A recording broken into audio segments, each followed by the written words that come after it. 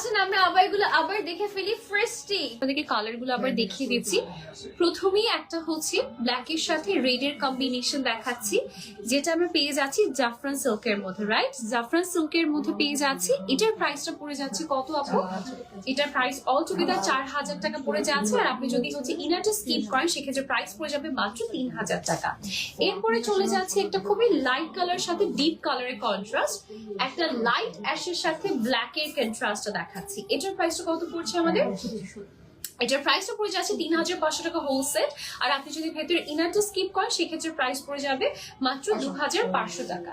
এরপরে চলে যাচ্ছি একটা ব্লু কালারে, এটার প্রাইসটা কত পড়ে যাচ্ছে? সেম 3500 টাকা হোল সেটটা পাচ্ছি। আফটার ডিসকাউন্ট হচ্ছে পেয়ে যাচ্ছি 2000, আফটার ডিসকাউন্ট বলছি, আফটার হচ্ছে ইনার যদি স্কিপ করেন সেক্ষেত্রে প্রাইস পড়ে যাবে 2500 টাকা মাত্র। তারপর চলে যাচ্ছি নেক্সটটা দেখিয়ে দিচ্ছি, যেটা আমি একদম ফার্স্টে পড়েছিলাম।